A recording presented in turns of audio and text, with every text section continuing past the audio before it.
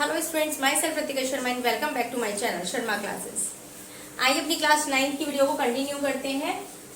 Exercise 2.2 है ये।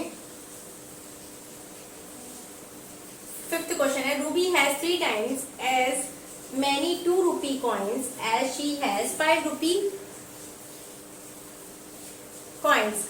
इसका मतलब है कि रूबी के पास 3 टाइम्स ज्यादा है 2 रूपी कॉइन्स।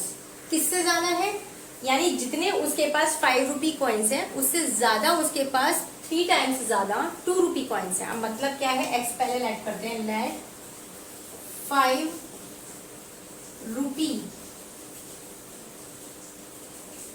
रूपी कॉइन्स एक्स मान लिया हमने, और दूसरा है 2 रूपी कॉइन्स हमने नहीं 2 रूपी कॉइन्स हमने कितने मानने हैं? 3 टाइम्स, यानी 3x हो गया। इतनी बात क्लियर है। आगे जब हम आएंगे तो इसने कहा है according to question she has a total rupees 88। तो ध्यान रखना है इस वाली सिचुएशन में अकॉर्डिंग टू क्वेश्चन, जो रुपीज वाले क्वेश्चंस होते हैं उनमें एक चीज बहुत अच्छे से ध्यान रखना कि अगर 5 रूपी का कॉइन है तो 5 इंटू एक्स करोगे। ठीक है, क्यों कर रहे हैं? क्योंकि हमने यहाँ सिर्फ कॉइन्स की क्वांटिटी मानी है। जितने का कॉइन है उसकी मल्टीप्लाई उसमें करोगे और जितने का कॉइन है उसकी मल्टीप्लाई इसमें करोगे। यानी अगर ये 10 रूपी का होता तो यहाँ मैं 10 इंटू एक्स करती, यानी 10x करती। डन। अगर ये 12 रुपीज का, जो कि होता नहीं है, पर 12 रुपीज का होता तो यहाँ 12x करते। मतलब मोरल ऑफ द स्टोरी, जितने रुपी का कॉइन उतनी ही मल्टीप्लाई उसमें करनी है आपको, यही ध्यान रखना है। यहाँ पर 2 है तो 2 इंटू 3x करोगे। इतनी बात क्लियर। टोटल का मतलब है जब हमने इन दोनों के टाइप के कॉइन्स को मिलाया तो टोटल मेरे पास मनी बैठती है 88। इतनी बात क्लियर हुई। अब इसे बस सॉल्व करना है। 5x plus 2 3 6x 88, 11x 88, x equal हो गया, इसे अपॉन में लेके आओ। क्या है आपके पास? 8। ये आपके पास 8 क्या आया है? यानी 5 रूपी के कॉइन्स कितने हैं उसके पास? करो अब। इम्प्लाइज दैट पूछा क्या है, ईच टाइप के कॉइन्स पूछे हैं। तो 5 रूपी कॉइन्स कितने हैं उसके पास? x। ये नंबर ऑफ है, ये नंबर ऑफ 5 रूपी coins, number of 2 rupee coins. ये है हमारे पास x, यानी कि 8 कॉइन्स तो उसके पास है 5 के। और 2 रूपी कॉइन्स कितने हैं? 3x, यानी 3 इंटू 8, 3 8 24 कॉइन्स है उसके पास 2 रुपीज के। अब इसे क्रॉस चेक कर लो, कहीं हमने कुछ मिस्टेक तो नहीं किया है। अगर मैं इन दोनों के कॉइन्स की वैल्यू को ऐड करती हूँ तो 88 बैठना चाहिए। अब आप कंफ्यूज मत होना कि 24 और 8 तो 88 होते नहीं है। फिर से ध्यान से सुनना, नंबर ऑफ कॉइन्स है ये, यानी उसके पास टोटल 8 कॉइन्स हैं 5 रुपीज के। ठीक है, अब वैल्यू ऐड करोगे तो फिर से ऐसे ही करना है। जब मुझे मनी में जाना है तो जितने का कॉइन है मैंने उसकी क्वांटिटी में उसकी मल्टीप्लाई की। तो जितने का कॉइन है, ये 5 का कॉइन है, 5 की मल्टीप्लाई कर दो 8 की उसकी क्वांटिटी में। टोटल निकालना है, प्लस कर दिया। 2 रूपी का कॉइन था, मल्टीप्लाई की जितनी उसकी क्वांटिटी आई है। 5 8 40, 2 4 8, 2 2 4, 88 प्लस करने पे आया है। यानी हमारा क्वेश्चन बिल्कुल ठीक है। ठीक है, ये क्रॉस चेक एक रफ वर्क है, सिर्फ अपने एक वेरिफिकेशन के लिए कि हमने ठीक किया नहीं। नेक्स्ट पे आते हैं। A farmer cuts a 300 feet fence. Fence क्या होता है? जो गार्डन वगैरह की जो बाउंड्री होती है ना, वहाँ पर जिसे एनिमल्स वगैरह अंदर ना आ पाए, तो एक फेंस होता है वो। तो 300 फीट का एक फेंस है जो 2 पीसेस में उसने डिफरेंट साइजेस में कट किया है। The longer piece is 4 times as long as the shorter piece. यानी कि जो लॉन्गर पीस है 4 टाइम्स है किसके? शॉर्टर पीस के। तो हाउ लॉन्ग द 2 पीसेस, तो आपको दोनों पीसेस की लेंथ बतानी है। सबसे पहले हमने क्या किया?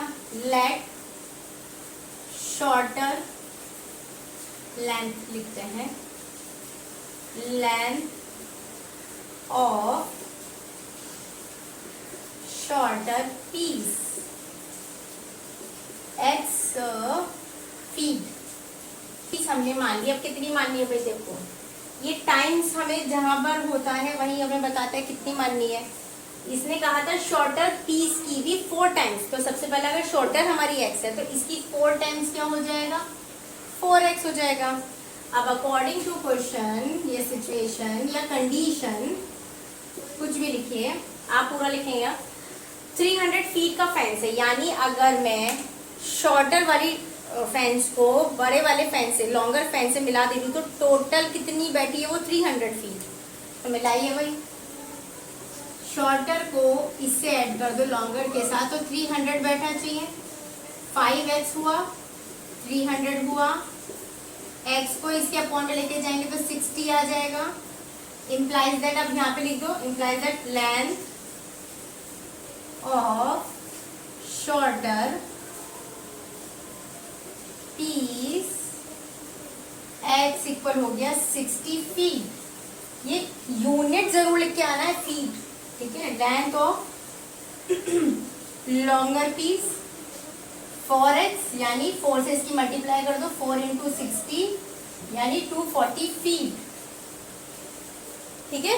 If the length of a rectangle is 3 more than twice its width, यानी सबसे लास्ट में कौन सा वर्ड आया, विड्थ। तो सबसे पहले let width of rectangle x centimetre मान लिया।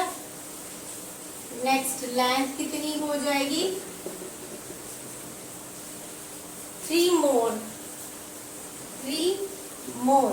कर दिया, मोर का sign plus, twice its width, twice का मतलब होता है 2 और विड्थ है हमारी x। इतनी समझ में आई बात। 3 मोर ट्वाइस ऑफ x, अगर यहाँ लेस होता तो यहाँ माइनस का साइन होता। नाउ अकॉर्डिंग टू क्वेश्चन क्या है भाई, पेरीमीटर 24 दिया हुआ है और हमें पता है रेक्टेंगल का पेरीमीटर क्या होता है, पेरीमीटर ऑफ रेक्टेंगल क्या होता है भाई, twice into L plus B, correct, twice of L plus B होता है। सो अकॉर्डिंग टू क्वेश्चन यहाँ लिखा जाएगा, अकॉर्डिंग टू क्वेश्चन क्या होगा अब हमारा, पेरीमीटर हमें दिया है 24, ट्वाइस ये रहा, एल हमारे पास विड्थ होती है हमारी बी ब्रैक, एल होती है हमारी लेंथ, तो एल क्या है हमारे पास 3 + 2x प्लस बी क्या है हमारे पास x। अब इसे बस आपको सॉल्व करना है। यहाँ 2 ब्रैकेट में यानी मल्टीप्लिकेशन में है, उधर आके डिवाइड हो जाएगा, 24 अपॉन 2। देखो ध्यान रखना होता है, इम्प्लाइज दैट के ठीक सामने ये साइन आना चाहिए और इसके ठीक सीक्वेंस में ये जाना चाहिए। 3 एज इट इज रहेगा, 2x और x 3x हो गया। यहाँ से जब आप इसे डिवाइड करोगे तो 2 1 2, 2 2 12, 2 2 4 और 3 + 3x ऐसी रहेगा। यहाँ 3 में 3 ऐड मत कर देना क्योंकि ये वेरिएबल के साथ में है, ये विदाउट वेरिएबल यानी कांस्टेंट टर्म है, तो वेरिएबल और कांस्टेंट आपस में कभी भी ऐड ऑन नहीं होते हैं। चाहे तो पूरी इक्वेशन में 3 से डिवाइड कर लो, नहीं करना है तो 3 को इधर लेके आओगे, यहाँ प्लस में इधर आके माइनस हो जाएगा, तो 12 में से 3 गया 9 बचा, यहाँ 3x हुआ। यहाँ पर x को अकेला छोड़ा, यहाँ मल्टीप्लिकेशन में उधर आके डिवाइड करोगे तो 3 आ जाएगा, यानी x की वैल्यू 3 आ गई। अब आप खुद लिखेंगे, सो विड्थ ऑफ रेक्टेंगल इक्वल तो हो गया 3 सेंटीमीटर और लेंथ हो जाएगी 3 और प्लस तो एज इट इज रहेगा 2 इंटू 3 की वैल्यू रख दो, तो 3 + 2 3 6 यानी 9 सेंटीमीटर।